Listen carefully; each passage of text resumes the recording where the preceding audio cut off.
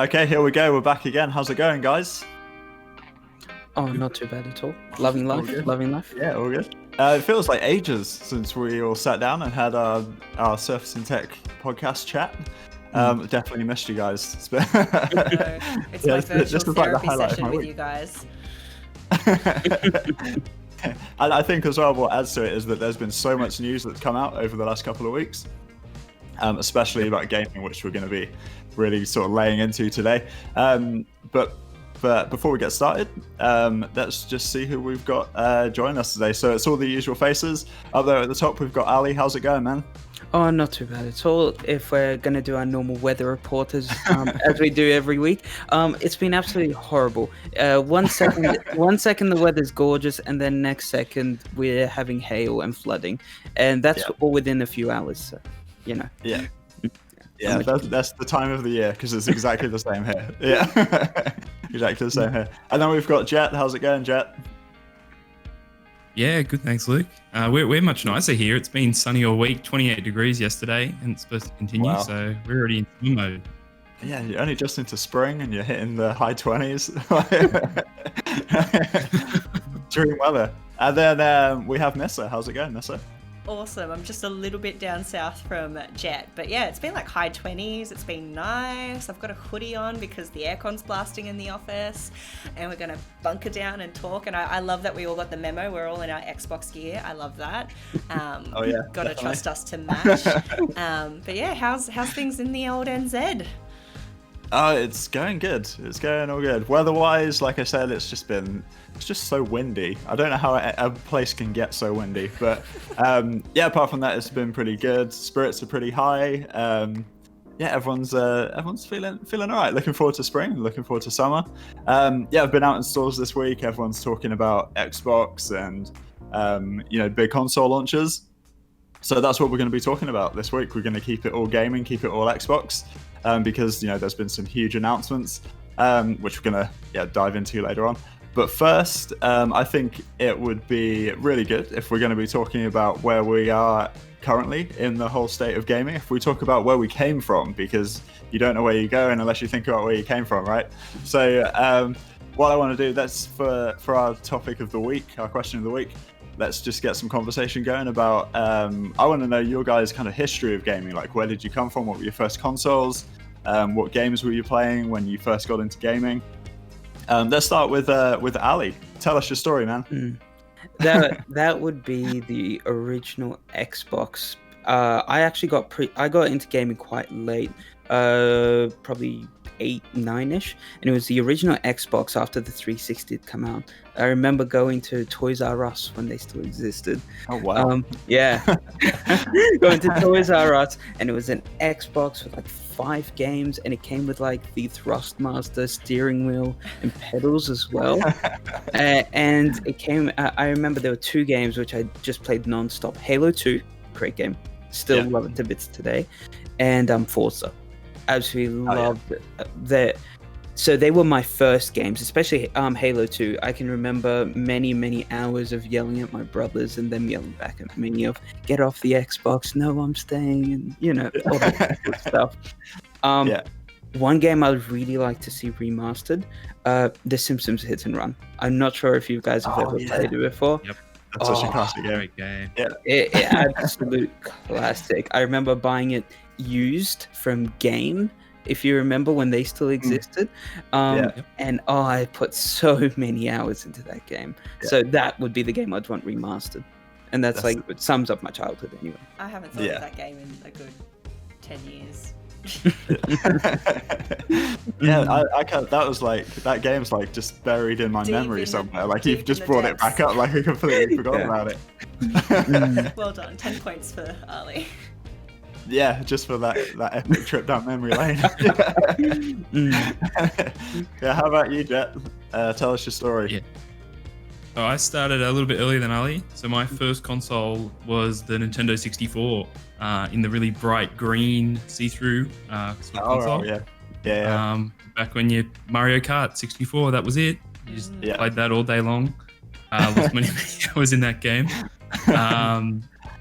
So that was like where I got hooked on it, and then I went down a little bit of the early PlayStation route, and then ended up jumping over to Xbox with the 360 being the first Xbox I ever played, and I've never looked back.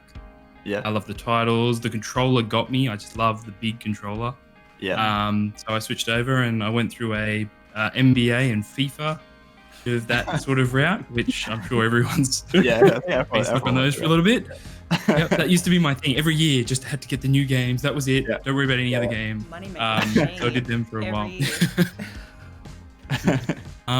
And then I was thinking about like what sort of games I would like to be remastered. And I thought I'd go for something super different that probably no one's played. There was a game that was on 360 called Carrier Command, and it was very, very weird. And the graphics were average, but essentially you commanded a aircraft carrier, and you had like AI planes and tanks and stuff that could like roll out of it, and you could control them all. And the game, like the mechanics, were just brilliant. I loved it. I played it so many times. Yeah. And I would just love if it would be remastered, get some new 4K textures in there. Yeah. That's what I'd love. That's right. I've never heard of that game. So what was the kind of idea behind it? Like, what was the goal of it? So you had a carrier, and there was this enemy carrier. So there's a story and multiplayer, and all of these islands. And so you'd have to go to the island and capture it, which they'd have all its defenses. So you've got to coordinate your different like planes or your planes and tanks and work that all out. And you had to then, when you captured it, you could turn it into a production island or a manufacturing island to either build you more tanks as they blow up inevitably, generate more coins so you could buy better upgrades. And you could play for hours. It was so good. I bet. Yeah. No, good answer. How about you, Misa? Ooh, Do you have some good answers for us? Yeah, so similar to Jett, I had a Nintendo GameCube. GameCube, the purple thing. And what I remember playing on it was Naruto, because I was over in Japan when I was younger, and I had two cousins who were the same age as me, and that's all they would play. So that's all I remember is the purple GameCube and playing Naruto. But like, if I wanted to bring back a game or a game type that I used to play heaps, was, you know, Just Dance or SingStar or something like that like I'm desperate for right now in, like, you know, in the semi-lockdown quarantine, you know, trying not to go outdoors kind of thing. It's just like, if I could have like a built-in karaoke set or a dance mat at home, like I'd do it 100% right now. And, you know, with you know, AI and stuff the way that it is, I imagine it would probably be even brutal when it comes to, you know, testing your scores of how much you can get pitch, because I think it was a bit more favorable in the past. Right now it's just sort of like, you're terrible, I would imagine. But I'd be keen on doing that, and then it would probably be heaps of fun to watch a bunch of people just like sing karaoke on streaming websites and stuff like that.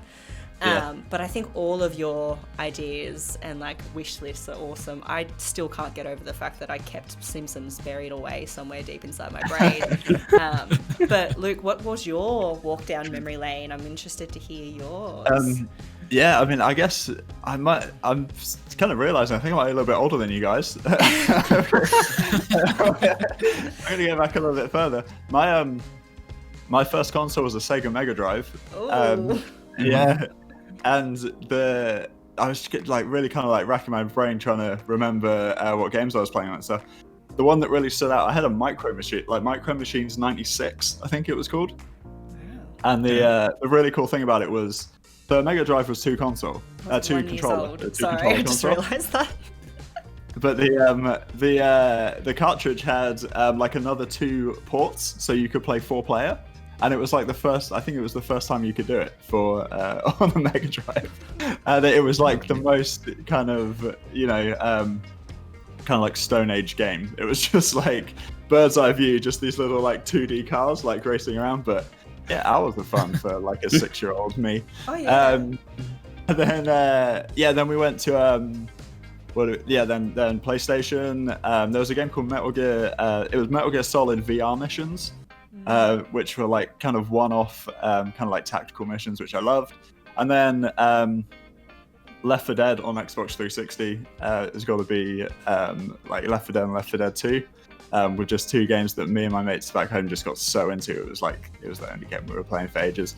I actually know that one of my mates who I used to play it with listens to this podcast because I send it to him every time we release it. So shout out to Dave because I know he's going to be listening. Thanks for the good times on Left 4 Dead. But no, good, yeah, awesome answers, guys. Misa, I can't get over that hit and run thing. It really does feel like therapy this week, going back into nostalgia. But I love it. We've all got very different responses. But like, even if you didn't have a games console, like I think like now I'm like playing 6 hours on Minesweeper just on the PC. Like everyone's got like their nostalgia game story, whether or not it's like playing in an arcade pinball machine or playing Pong or whatever it is. It's awesome to see where we started and where we are now, that we can play games on our phones. Yeah, definitely, yeah. And I mean, that's a great segue into our next segment. This week we're going to be, for our Under the Surface segment, our resident tech tester Jett is going to be taking a look at Xbox game streaming on your phone, right? So So why don't you give us a quick rundown, and then we'll jump over to the video and check it out. Yeah, cool. So if you haven't already heard, Xcloud is coming out. It's already out in 22 countries, and hopefully we'll have it in Australia soon. Where the idea is that you can play Xbox games on your phone or tablet, which means you can play it anywhere you want to play it as long as you've got an internet connection. Unfortunately, we don't have that here, as I said. So we have the next best thing, which is called game streaming, which means that you can actually, instead of running your game on a supercomputer, which is how Xcloud works, you actually run it on your Xbox sitting at home. So you get the same experience, you just do it a different way. And that's what the video is all about. Just how cool that is that you can just game anywhere. Proper AAA titles, not just phone games, which some are quite good, some are not so good. But yeah, being able to do that anywhere, and how that's kind of going to change gaming. Awesome. Yeah, let's cut away and let's go and check it out. Hey, it's Jett from Under the Surface. This week we're going to be looking at game streaming. Let's get started. So, as we alluded to in the last Under the Surface, Xcloud will be releasing soon, and in fact it's already released in 22 countries around the world. The sad news is that Australia is not one of those 22 countries. If you don't know what Xcloud is, it's essentially the ability to play Xbox games on a range of devices like your phone or tablet, and the whole system is powered by the Azure network. If you don't know what Azure is, check out our Under the Surface previous episode, because that's where we actually go through that and explain what it is and how cool it is. So in Australia, we don't have Xcloud right now, but we do have a really, really cool feature that's in beta by Xbox called game streaming. And it works in a similar way that allows you to play Xbox games on your phone or tablet, but instead of running on Azure, you actually run the games off your Xbox at home, which is actually really, really cool for a number of reasons. It means that you can try it today, for starters, but it also means that your Xbox is already set up at home, so you just get to log in and you get to start playing games, which is really, really cool. And so in this video, we're actually going to go through how to set that up, what it looks like, and what are some of the benefits of this game streaming in preparation for Xcloud coming hopefully soon. Or maybe you'll just prefer to use game streaming because it is really, really good, much better than I ever expected. So let's get into it. Okay, so the first thing that you need to do is you actually have to get your Xbox set up for this, which means joining something called Xbox Insider. So to do this on your Xbox, you first need to go to the store. Once in the store, you search for Xbox Insider. It should come up relatively quickly. So you just need to download and install this app. Once you're into the app, the first screen you'll see will show you all the information about the Insider program. You should be aware that the Insider program is a beta program, so you're actually inside with Xbox, giving them support and feedback as they develop new tools and features, which is really, really cool. So the thing that you're looking for is the Xbox Update Preview. So in the preview, this is where you click in and you can hit join, and it'll actually make you a part of the update preview. And as a part of this is the game streaming feature. Okay, so once your Xbox is set up, you now actually need to get your controller set up. So you plug the controller into the Xbox and you can update it through the accessories app. It's really, really easy. You just need to get it up to date. The other requirement is that the controller needs to be Bluetooth enabled. So Xbox has 2 controllers through the Xbox One series. We'll put up an image that shows what you're looking for. It's very easy to tell the difference. And then once you've got that Bluetooth controller and you've got it set up, you're ready to set up game streaming. Okay, so now we need to set up game streaming on your phone or tablet. Now, at the moment, game streaming will only work on Android. So if you've got an Android device, you're ready to go. So you need to go to the Play Store. In the Play Store, search for game streaming. It'll come up with the game streaming app, which you can just download like every other app. Once the app is downloaded, you can open it up and you need to log in with the exact same account that you use on your Xbox so that it can all link together. It'll actually show you that Xcloud is there, and so this will be the app that you'll be able to use when Xcloud is available, but we're just looking for game streaming. When you get the game streaming up, your Xbox should pop up and it'll ask you to pair a controller. This is when you just pair up your Xbox controller and you'll actually be ready to go. Hitting connect on the screen will turn on your Xbox at home, so if you are away you can do this remotely, and it will get you ready to go. So now let's have some fun.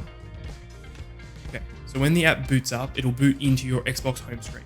So from here you can play games, you can check the settings, you can download things just like you would from home. Now you can play any games that are already downloaded onto your Xbox, or if you've got the disc in, you can play that game as well. It brings a whole new meaning to features like Game Pass. Because they're all digital games, you'll be able to open them on the fly, on the go, and play them without having to change the disc, which you can't do when you're many, many kilometers away. I was amazed at how well the games run on my phone. Now, in Australia, we don't have the most amazing internet connections in the world. However, I was running it on my 4G phone, and I do have a pretty good NBN connection at home, and it was pretty great. Like, you can play games and it feels like you're playing the game. There's not this jittering and stuttering. It is in preview, so occasionally the app would freeze up and you just have to restart it and then you keep going, which is great. I don't know if I would play this online multiplayer, but for single player where you're just running directly on the Xbox, it's a fantastic experience. I felt really comfortable playing games like Forza where I'm just racing around and it feels like you're turning every corner the same as when you're on your Xbox at home, which is amazing. Games like Minecraft where if it does lag a little bit, not that it really does, it doesn't matter. You can still play the game, so you still get a really great experience. When I played this on the train and other moving places, I found that it just wasn't, this connection wasn't as stable as I'd like it to be. And so I did find that those were the periods where I'd have the most amount of issues. But if you're just at the office or at uni or wherever else where you've got a really good stable connection, it's a really, really good experience. And all you have to take with you is just the controller and your phone. So it's really compact, it's easy to take everywhere, and it's a fantastic experience. So I hope this gets you excited for game streaming and Xcloud that hopefully will come to Australia soon. It's really, really far along. I thought it would be a much worse experience at the moment just with internet connections, but to Xbox's credit, it is very, very smooth. It's easy to just pick up and play. The setup is relatively easy. Like there's a couple of steps, but it's not that much. And so I'm really excited to see where this takes Xbox. So being able to remove yourself from the TV and just play games anywhere you want changes the way that you interact with games. It means that if you are sitting on the train, you can be playing a high-end AAA title like Forza or Halo and have a really, really good experience.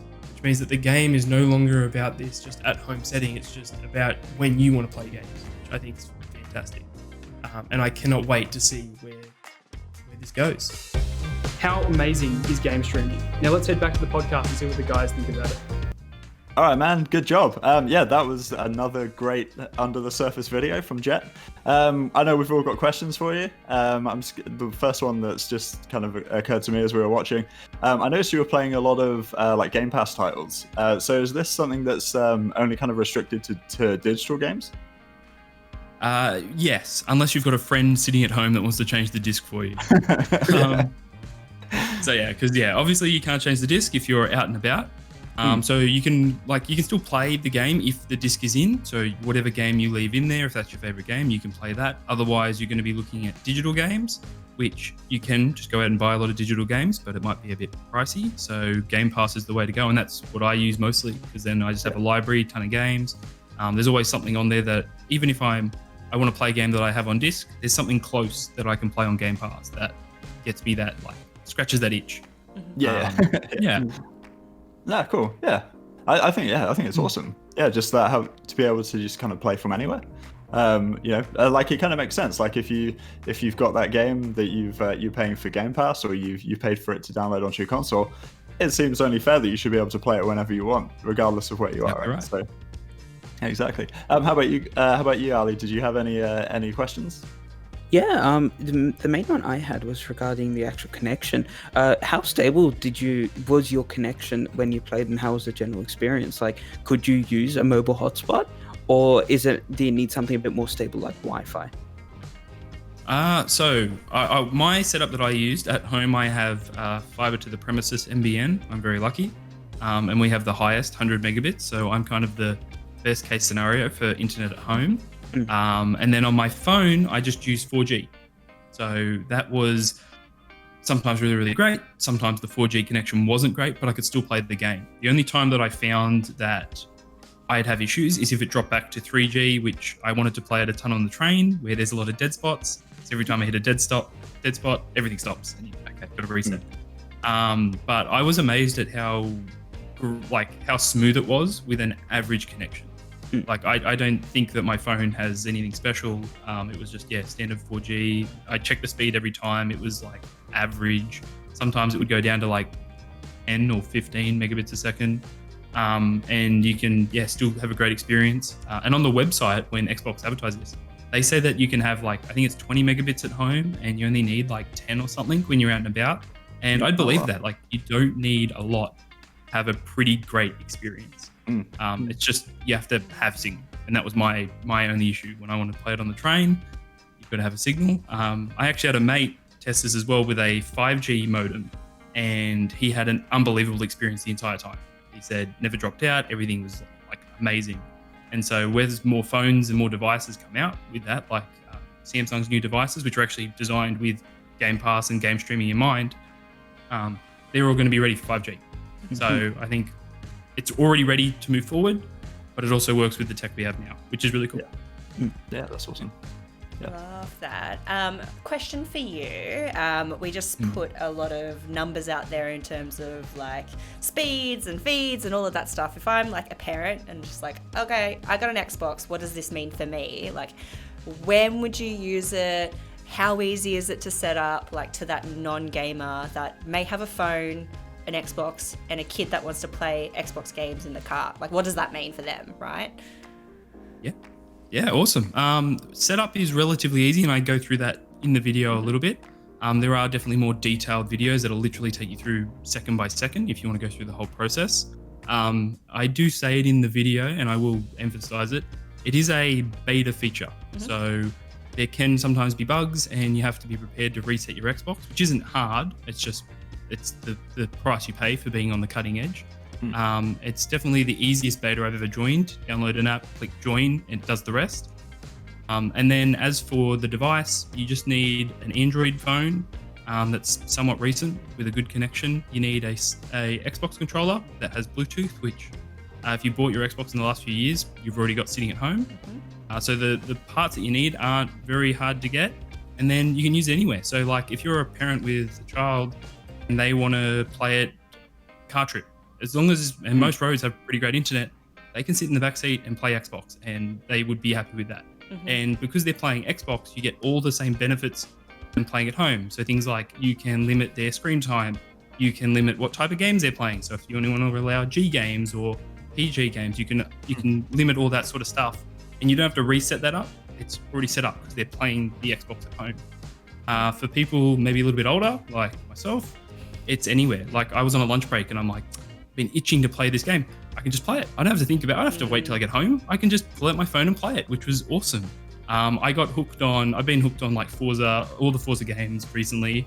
And I was like on the train home and I didn't really want to watch a movie. I didn't want to work. I just want a game, and I could just do it. And I just love that it like broke down that barrier, that it's not like gaming's a at-home thing. It's gaming is a thing when you just want it. You just want to switch off when you want to relax. You can do it, and that's really what I love about it. That you can just do it from anywhere, which is really cool. Yeah. Especially if I personally, I have always taken a console with me on a family holiday to plug into the TV at the hotel. Like now I'm thinking about you can, if you don't have your console, then you can stream straight to your PC, straight to your phone, like all of that stuff. Like you don't need anything except for what's in your pocket. I think each week we sort of talk about like how easy people have it now, and I'm like, oh, that's one less thing we need to pack. I know that our team, Steve and AP, regularly when we did fly around places, they would bring their Xbox because they would spend quite a lot of time in hotels and stuff, and they would bring their console to be able to play together. Like the fact that you don't need to do that like now, or you don't have to pack it for a family trip or something like that. Like that's pretty awesome. And I loved the video. I mean, I had a little sneak peek because I was filming in the background, but it was really, really easy. And I was impressed that you were able to do a lot of that on 4G. Like I witnessed it, I was there. It's pretty cool. So thanks for sharing, man. Yeah, good. I will add something if that's all right. Yeah. Because I didn't get to do it in the video, but so I showed heaps of gameplay on your phone, which is awesome. Don't get me wrong. Pretty much every phone these days can plug into a TV. So especially USB-C, you just get the same adapter as your computer and you can plug it into a screen, which means that you can actually have an Xbox-like experience in a hotel on the go. You can plug your phone into a TV, use your normal Bluetooth wireless controller, and be playing it on a TV. And honestly, if you didn't see the phone was there, it just feels like an Xbox experience. Yeah. Which really, and I have done that a few times. It's pretty awesome when you can just rock up at a hotel and have your full Xbox there in your pocket. And then your friends are like, what is this magic? I've never thought about that before. That's really cool. That is really, really cool. Yeah, thanks, Jett. Thanks for once again enlightening us. Getting under the surface of the tech. It's great.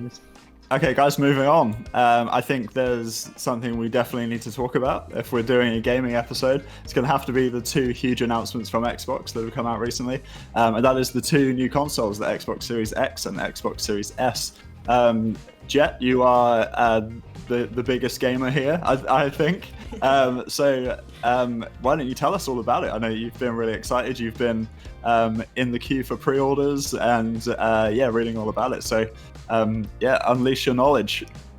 Yeah, awesome. So massive announcements this year, and it's been a long time since we've had new consoles. 7 years, which is just ridiculous. I can't believe it goes that quickly. 7 years. Yeah. Wow. So two brand new consoles coming for Xbox, as you said, the Series X and the Series S, and they're going to follow the same lineup system as the one. So the X being the premium console and the S being more family-friendly, just casual gamer.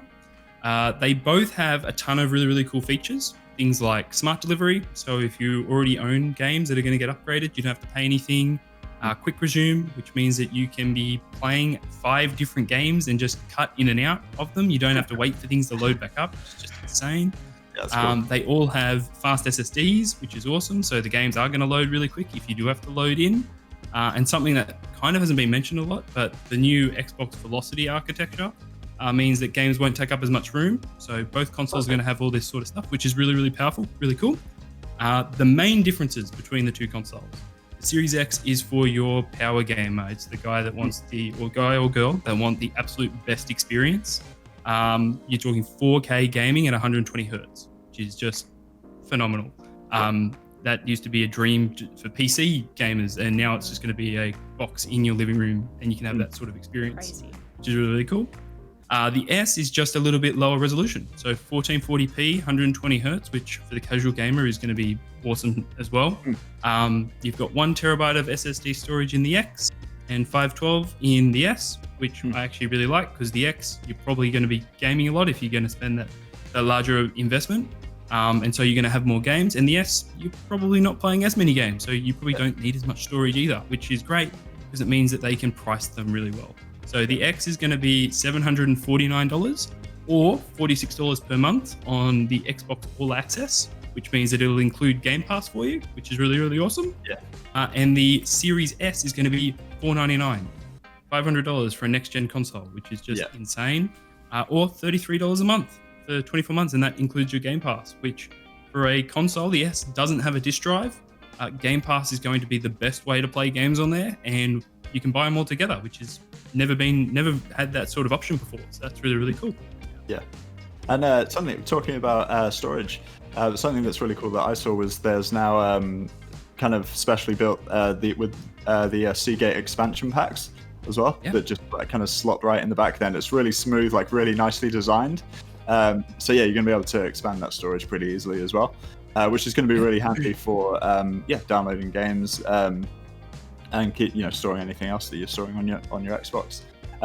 We also have, and we talked about it in a couple of episodes ago, we have some new games coming out as well for the Series X. Do you have anything, Jett, that you're really kind of looking forward to? Any games you're really looking forward to? Cyberpunk's pretty high on the list. I'm sure it is for a lot of people. I've been keeping an eye on that. I've got to watch the latest trailer because they keep releasing more information. But yeah, Keanu Reeves fan from John Wick, in a great game that's about tech. Very excited for that. Can't wait to get my hands on it. Yeah, awesome. What about you, Luke? What are you interested in? I'm gonna have to say Assassin's Creed Valhalla.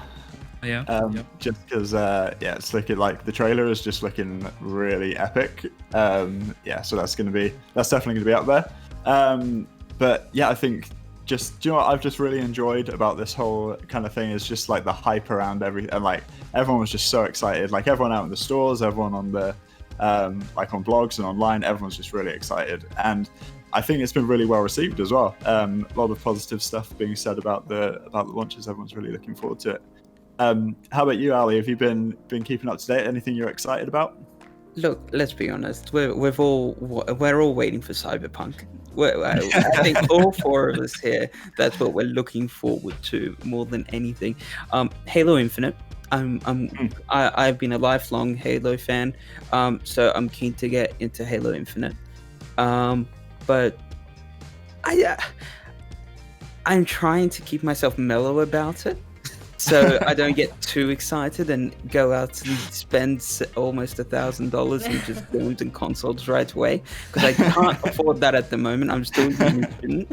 I got to work up to it, so I'm trying to keep myself mellow, but deep down I'm really, really excited. Yeah. You're really excited. I always imagine gamers as these like patient types generally, because the fact that you usually play one game and that one game for that session, right? It would probably take ages to load up, whether or not you're a PC or a console player. And the games that you would play generally weren't ones that like required multitasking, but like I'm excited for the user experience with these next gen consoles, like one that you're able to play like higher like crazy games and then be able to switch between them. If you're a parent that is often dealing with kids that are switching between 3 different games, like that on a next gen console is just going to be like no problem, start right up. Like the user experience, we're also like gamers are demanding more from their consoles and from the experience. The fact that we've thought about making sure that the architecture and the system responds to the needs of today, not just it looks amazing, but it's going to run the way that you want it to run. Maybe not today, but like you're probably going to get to that stage in a couple years time, because 7 years between consoles, these are big decisions that people might not be making a decision to get on the pre-sale and grab a device tomorrow, but they might be making that decision in 2 years time. And that's sort of what I'm excited about. All the games are awesome. Overcooked 2. I think when they did a little thing, or all the kids games I'm really excited for, because I'm just like, me, I love turning your brains off and playing a kid game. Yeah. But like the user experience, like that's what I'm excited for. Especially when people are now like, maybe they were PC and console, like, or they were one or the other. Like, this is like a really cool, like I think everyone's thinking about what their next gen console purchase is going to be, and the fact that they're delivering on like some crazy things is awesome for the gaming community and everyone at large, really. Yeah, definitely. I think it's funny that you mentioned like PC gamers and like Xbox, because I used to be a bit of a PC gamer, and feature on Xbox where you can turn it on because it's on the instant on, like it goes into sleep mode, and just click on a game and it takes up where you left off. Changed everything for me. I'm too busy to be waiting for games. If I have to wait 5 minutes for the game to start every time I'm in there, you're too busy to be waiting for a game. I'm too busy. Yeah. The quote of the podcast. I've got 10 minutes to play a game. I'm not spending 5 waiting for it to load. Yeah. Do you know who being I able am? to just being able to just click into it and play a game is cool. And now they've just ramped that up and gone, well, pick your 5 favorite games, and any one of those is going to load up instantly and play it. It changes the way you actually play games. Now I will just be able to go, I want to play this. I have 5 minutes, and I can play that game for 5 minutes. I don't have to go, well, I'm not going to have enough time. Which, that, as you said, it's really powerful, that sort of stuff. Not just the great hardware and the games that are going to come out that are going to look amazing.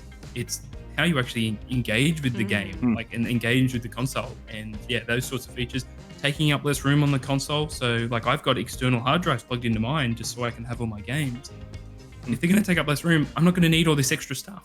That's fantastic. It just means the experience is so much better. Yeah, I think it's that's a really good point, actually, because one thing I've noticed is it looks like Xbox is really kind of doubling down on that user experience in just so many ways. So like we've talked about being able to pick up games where you left off, but then when we look at Game Pass as well, it's like, okay, we're going to give you games on demand for this real nice price every month. So we're not only giving you like an awesome console that's going to give you a great experience, we're also giving you great content. And then, how can we make that service even better? Well, we'll make sure that we've got all those studios that we're backing that are making great content for our service as well.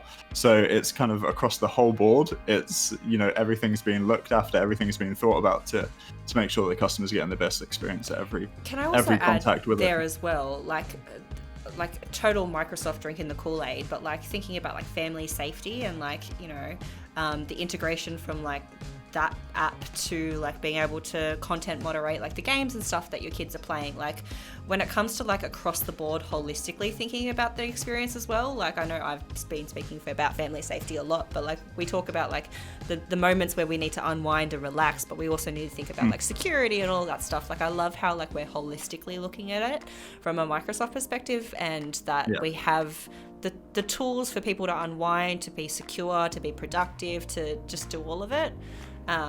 Which is pretty awesome, and I love that we get to chat about it, because I always get to like get little tidbits from you guys, and it's a good old time.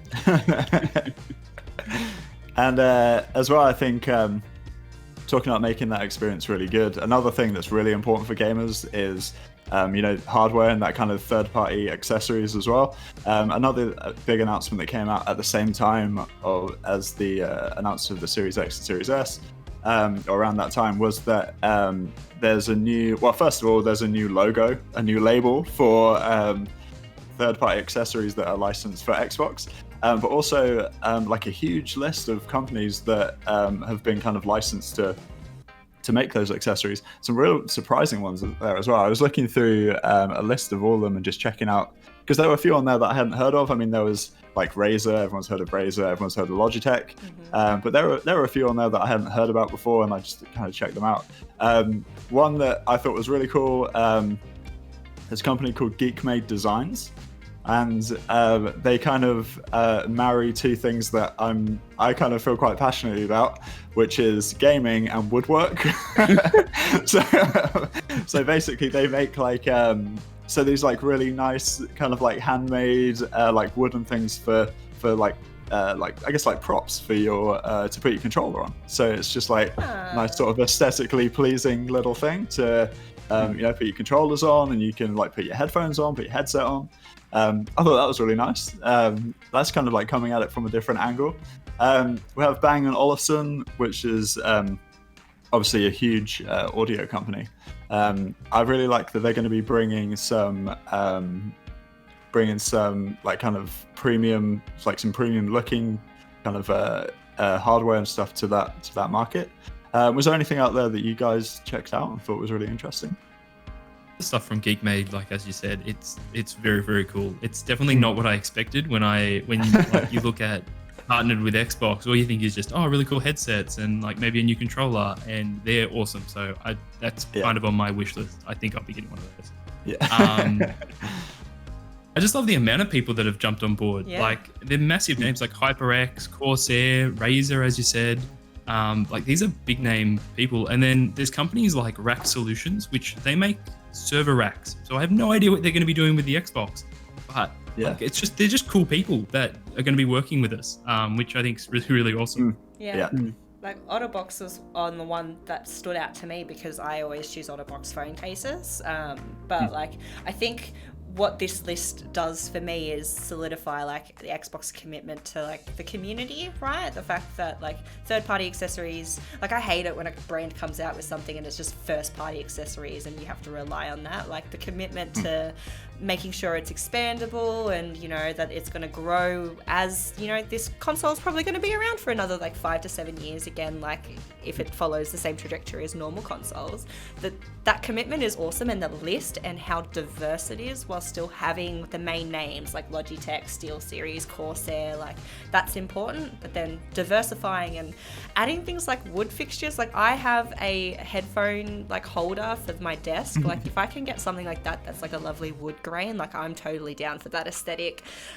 So if you see that, link it to me, please, Luke. Yeah. Like great birthday presents, I think. I'm just going to throw that out there. Mine's coming up soon. How about you, Ali? Was there anything there that really kind of stood out for you?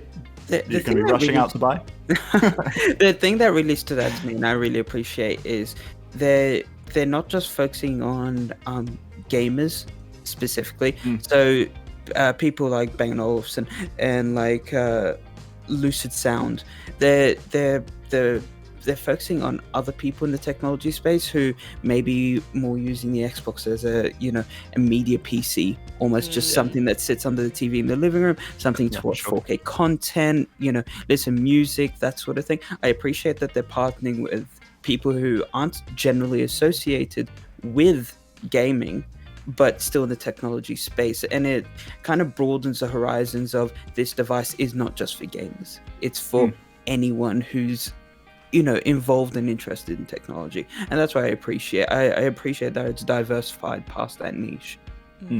Love that. Yeah, that's really good.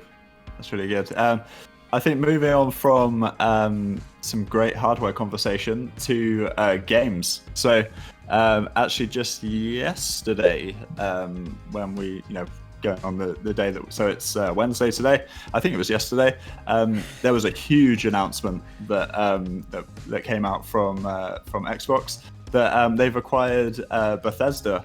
They've acquired the parent company of Bethesda, Zenifax. So this is absolutely huge. I don't think anybody was expecting this.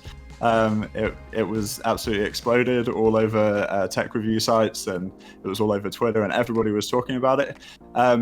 So, Ali, I know that you've been kind of looking into this. Do you want to tell us all about it?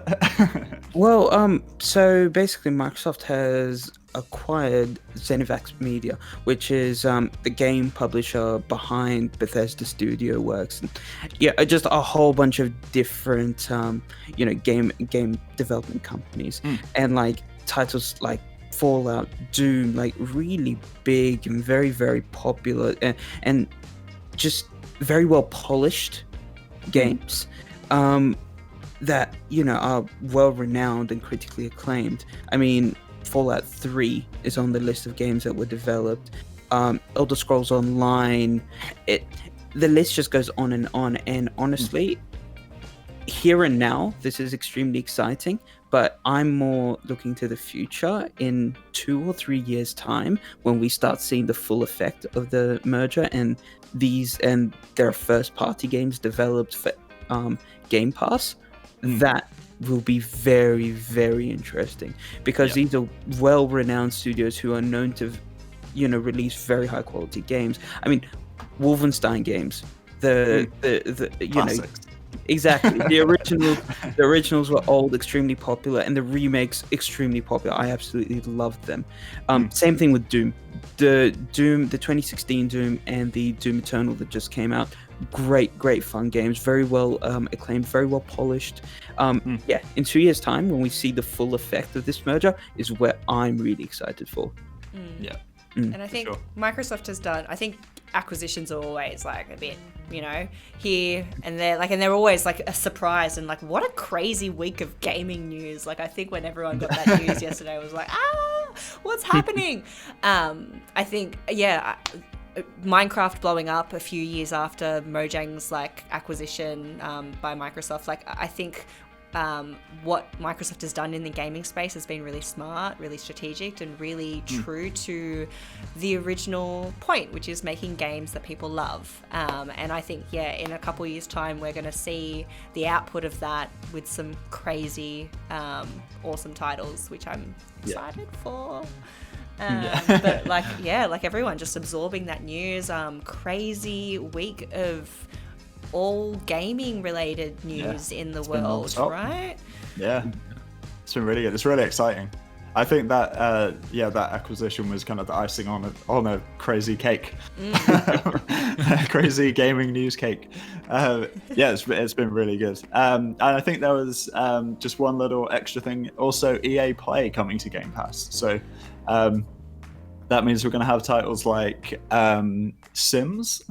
I think Sims 4 comes under EA Play, and a couple of others that I can't think of off the top of my head right now. The girls are going to be so happy. We're going to play the game. FIFA, of course. Yeah. Yeah. FIFA, of course. And like they're huge titles to have coming to Game Pass. So are you looking forward to this, Jett? You nodding away like you're this is definitely. I'm excited. Yeah, I'm excited. I'm going to save money. I've been paying for EA Access for months, and like I love it because there's so many great titles in there. And then they're like, "You don't have to pay for it anymore. We're just going to include it for you." Oh, so good. The biggest thing that like when I was looking at this and I was thinking about it before, I love that Microsoft keeps adding value to services. So like a few months ago now, we had Microsoft 365 launch, and we got all of these new features, and they went, "We're not going to touch the price though. Just have more stuff." And so now we have Game Pass. They're not increasing the price here. They're just going, have more stuff. Here, have EA Play. It's now part of the service. We have now brought in Bethesda, which like everyone has been asking for Xbox exclusives. Xbox has gone, okay, let's get some more games on there. And they bring in these sorts of partners. Like I love that Microsoft or Xbox, they listen and they go, this is what you want? Okay, let's just add that in there. And it's not about charging you more. It's just about having a great experience. I want to play more games. All right, we'll give you more games. Let's just do that.